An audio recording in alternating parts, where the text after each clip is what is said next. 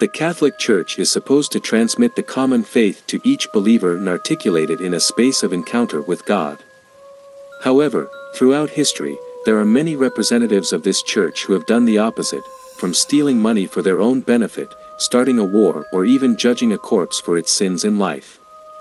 Today we will see who these nefarious characters were.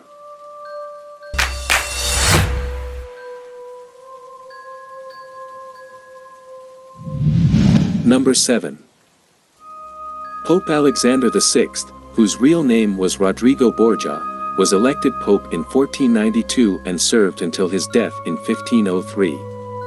His papacy is marked by a series of very questionable actions, which were not very different from those of others who preceded him or happened, but because he did not try to hide them, which makes him one of the most controversial popes in the history of the Catholic Church.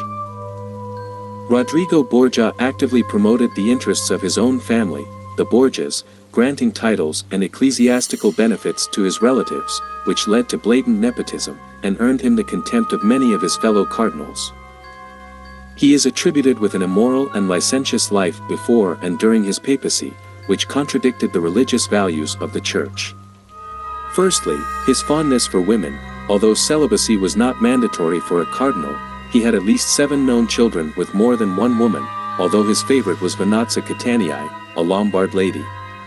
She gave him 4 offspring who were the only ones that Borgia recognized as heirs, although they were not married: John, Caesar, Lucretia, and Jafar.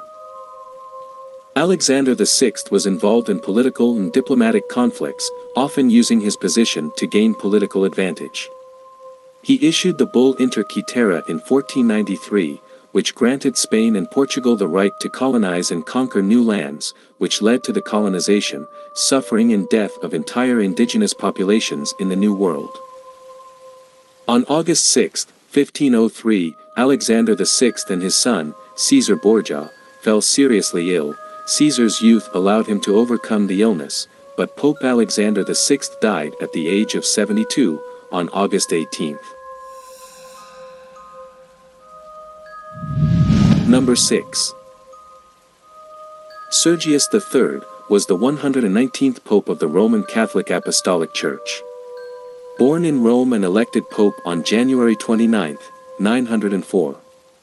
Known as slave of all vices and murderer of his predecessors by his cardinals, he inaugurated a period of the papacy that Cardinal Caesar Borromeo would designate at the beginning of the 18th century, with the famous name of pornocracy. Sergius, Count of Tusculus, was Cardinal of Syr. He had been elected Pope in 897 for the first time by the enemies of the deceased Formosus, but Lambert of Spoleto forced him to cede the papal see to John IX. Early in the year 901, John IX died and was buried just outside St. Peter's Basilica. He was succeeded by Leo V, who 2 months after being elected was dethroned and imprisoned by Christopher I, an antipope of disastrous memory. After these events, Sergius III returned from his exile, who, helped by the Spoletans, put the antipope in prison along with the legitimate Leo V. Once Sergius III was re-elected, on January 29, 904, he instituted a trial against his 2 predecessors, Leo and Christopher, and had their throats beheaded. During the 7 years that he occupied the See of St. Peter, Sergius III docilely submitted to the whims of Theodora, his lover, and, above all, to those of his youngest daughter, Marozia. It is said that the orgies on the papal throne itself were innumerable, forcing girls and adolescents of the kingdom to participate in them, sheltered under the premise that all their acts and decisions were God's designs. He finally died on April 14, 901, leaving behind a legacy of corruption and disgrace. Number 5. Pope John XII, born Octavian, was the pontiff of the Catholic Church from 955 until his death in 964. Known as the Gambler Pope or the Child Pope, he is accused of leading a lustful and promiscuous life, with parties, addicted to gambling and having sexual relations within the Vatican, which went against the vows of chastity and rectitude expected of a pope. During his pontificate, one of the darkest periods of the papacy, he enlisted the help of Otto I, King of Germany, against Berengar II, King of Italy, who had occupied papal territories. As soon as he took possession of his supreme ecclesiastical position, he disposed of a large part of the papal treasury to pay off his gambling debts and continue his scandalous life. Throughout his papacy, he dominated Rome aided by a gang of hired assassins and turned the papal palace, in the words of his enemies, into a brothel full of his many mistresses.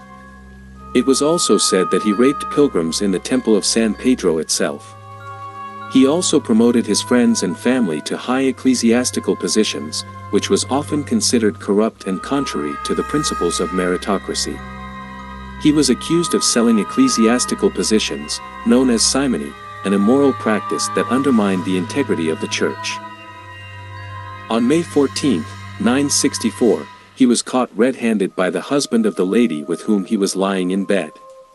The indignant husband, without paying attention to tiaras or purple sanctities, began to beat the pontiff, giving him such a beating that he died 3 days later from the damage he had received.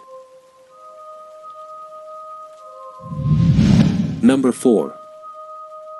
Pope Benedict IX, born Theophilato, was a pope who ruled on 3 non-consecutive occasions during the 11th century. His life and papacy were marked by a series of controversial acts and immoral behaviors that have led to his negative reputation in the history of the Catholic Church. Theophilato was one of the most womanizing men of his time, assuming the papacy at just 14 years old and, among other atrocities, one of the worst things for which he is remembered is having sold the chair of St. Peter for 1,500 gold crowns, to leave Rome and be able to marry one of his lovers with whom he had fallen in love. But the most impressive thing about this is that he not only sold his papacy once, but he did it on 3 different occasions. Benedict IX was pope between the years 1032 to 1044, from April to May 1045, and from 1047 to 1048 in his third and last period. Occasions in which he was chosen, obtaining the same name to reign. Historians say about him that he was one of the most depraved men of his time, and he could do whatever he wanted in his papacy, because his family was one of the most powerful and influential of the time. Benedict IX led a licentious life, with lenient behaviors in terms of morality and ethics, including promiscuity and behaviors inappropriate for a religious leader. In his last papacy, Benedict was definitively expelled from Rome and even excommunicated, which happened on July 17, 1048. Finally, another 7 years later he died on September 18, 1055. Number 3. Pope Leo X, born Giovanni di Lorenzo de' Medici, was elected pope in 1513 and served until his death in 1521. His papacy was marked by great controversies and criticism, although he is also known for his contributions to the arts. While his reign had positive aspects, he was also known as the hedonistic pope, due to his great ambition for power and insatiable money. During his papacy, Leo X carried out a policy of extravagant spending to finance artistic and architectural projects in Rome, which led to financial problems in the church and increased taxes on the faithful, increasing the famine and misery of his people. Ultimately, he commissioned Raphael to paint the Vatican rooms, trace Michelangelo's monumental work in the Sistine Chapel, and continue the construction of St. Peter's Basilica. One of his most famous phrases was the following: "Some, leaving aside their true interpretation of the Holy Scripture, are blinded by the father of lies. Since God has given us the papacy, let us enjoy it." Leo X became involved in the practice of selling indulgences, an action that sparked the Protestant Reformation led by Martin Luther. The sale of indulgences consisted of offering forgiveness of all sins, in exchange for large financial contributions to the church, deceiving the faithful and generating one's own wealth, which was widely criticized. Leo X died on December 1, 1521, at the age of 46, after suffering from malaria, although there were rumors of possible poisoning. His papacy barely lasted 8 years, but the reflection of his lights and shadows was left in the form of a basilica and with the religious movement that turned Europe upside down. Number 2. Pope Stephen VI, was a pontiff of the Catholic Church, who ruled for a brief period in the 897s.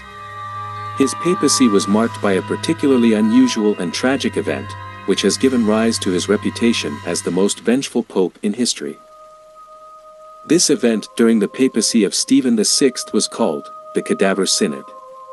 After the death of his predecessor, Pope Formosus, in 896, whom Stephen VI hated and repudiated, he ordered that Formosus's body be exhumed and put on posthumous trial. In a symbolic and macabre trial, the body of the late pope was dressed in papal robes and placed on a throne, while he was accused of heresy and other ecclesiastical crimes. After the sentence, the mummy was violently stripped of all its vestments and symbols of its ecclesiastical leadership.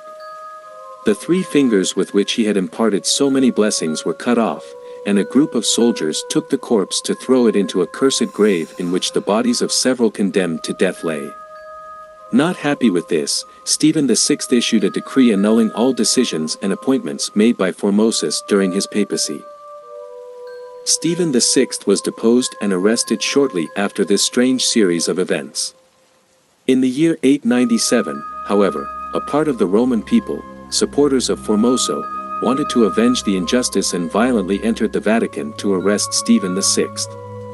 As he did with Formoso, Stephen was stripped naked and thrown by the mob into an underground prison, where he was strangled to death shortly after. Number 1.